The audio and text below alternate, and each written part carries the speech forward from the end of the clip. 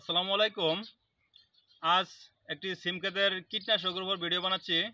সিম ক্ষেতে ছত্রাকনাশক এবং কীটনাশক ফল ছিদ্রকারী পোকার জন্য কী কী স্প্রে দিব আর সম্পূর্ণ আপনাদেরকে দেখাবো। তো প্রথমে আমি কী কীটনাশকগুলো দিব তা আপনাদের দেখাচ্ছি। এই যে দেখতে পাচ্ছেন ইমিটাপ, জাপ পোকা এবং অ্যাসিড এসবের জন্য সাদামাছি।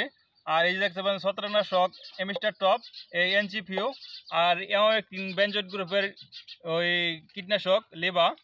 আর এনে আরেকটি ওষুধ আমার শর্ট আছে, ওই ভলিউম ফেক্সি, সিনজেটা কোম্পানি ভলিউম ফেক্সি। 5টি ওষুধের উপরে আমি ভিডিও বানাবো। তো এই 5টি ওষুধের কোনটা কি পরিমাণে দিব, কোনটার পরে দিব, কোন সময় দিব এবং কোন সময় স্প্রে দিব, তো এইগুলা নিয়ে আলোচনা করতে গেলে কিছু সময় 2-4-5 মিনিট লাগবে। আপনি যদি ধৈর্য সহকারে বিষয়টা ভিডিওটা না দেখেন তাহলে তো ঠিক বুঝবেন না। আর যদি ঠিক মতো ওই সময় মতো কোনটা কি পরিমাণ এগুলো আপনি না বুঝে ওষুধ স্প্রে করেন, আপনি ঠিক ফলাফল পাবেন না। তো একটু ধৈর্য সহকারে ভিডিওটা দেখুন। আর যদি ভালো লাগে ভিডিওটিতে লাইক দিয়ে সাবস্ক্রাইব করে পাশে থাকবেন। তো শুরু করছি। প্রথমে আমি কিন্তু আজকে স্প্রে দিব। ওই দেখেন গাছে ওই ফুল কিন্তু আসতে আছে গুড়ির থেকেই, পুরাই ফুলের কলি আসতে আছে। তো এখন স্প্রে দিব। আমি আজকে দিব ওই ইমিডাক্লোপিড গ্রুপের কীটনাশক প্রতি 16 লিটারে 10 ml আমি দিব। এটা জাপ পোকা এবং সাদামাছি 2-1টা আছে, তো এটার জন্য ইমিটাপ দিব আর 16 লিটারে 10 ml। আর ওই যে স্কোয়ার কোম্পানির লিবা অ্যামামেকটিন বেঞ্জয়েড গ্রুপের কীটনাশক। দেখা যায় ওই সিনজেন্টা কোম্পানির পুকলেম আছে। পুকলেম তো অনেক দাম, তো এটা দামের দিক দিয়ে খুবই কম, 30-35 টাকার মধ্যেই, 30 থেকে 35 টাকার মধ্যে হয়ে যায়। তো এই কার্যকারিতা আমার কাছে সেম টু সেম। তারপরেও যার যেটা ভালো লাগে কিন্তু ভালো ব্র্যান্ড কোম্পানি থেকে আপনি দিবেন, সবচেয়ে ভালো। আর এটা আমি দিব প্রতি 16 লিটারে ওই 1.5 প্যাকেট, 1 প্যাকেট 10 লিটার মধ্যে দেওয়া যায়। তো এভাবেই স্প্রে দিব।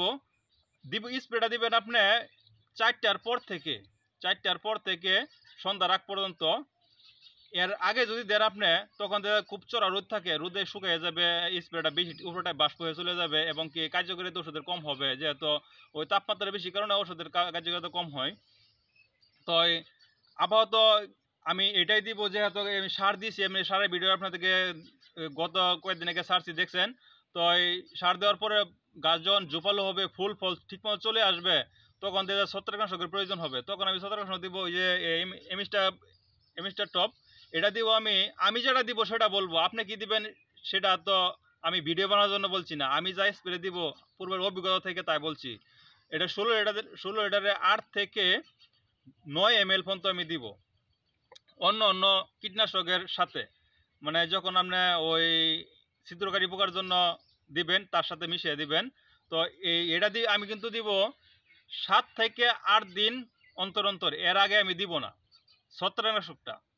তো আর অ্যামামেকটিন বেঞ্জয়েড গ্রুপের কীটনাশক ফল ছিদ্রকারীর জন্য আপনি এভাবে দিয়ে যাবেন শিডিউল অনুযায়ী 3 থেকে 4 দিনের ভিতরে।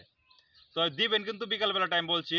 তারপর যখন এই ওষুধটা যদি পোকার সহনশীল হয়ে যায়, তখন আপনি পরিমাণটা একটু বাড়িয়ে দিবেন। 1 প্যাকেট আপনি 8 লিটার পানির মধ্যে দিবেন।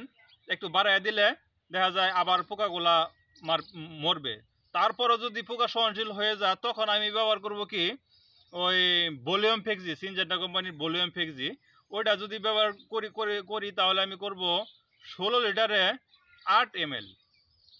আমি ব্যবহার করব 16 লিটারে 8 ml এবং কি 5 থেকে 6 দিনের ভিতরে। এভাবে 2বার ব্যবহার করবো ভলিউম ফেক্সি। তারপর আর ব্যবহার করব না, তারপর ভলিউম ফেক্সির কাজ করবে না। তারপর আমি আবার পুনরায় চলে আসবো অ্যামামেকটিন বেঞ্জয়েড গ্রুপের ভিতরে। যদি পরে কিন্তু অ্যামামেকটিন বেঞ্জয়েড গ্রুপেই আবার কাজ করবে। আর এনে দেখেন আবার এনসিপিউ দেওয়া যায়, আমি দেখাচ্ছি আপনাদের। এনসিপিউ আমি গত বছরের অভিজ্ঞতায় বলছি, এনসিপিউ বেগুনের 100-এ 100 বলা যায় না, যেহেতু সবচেয়ে পারফেক্ট কাজ করে বেগুনের মধ্যে।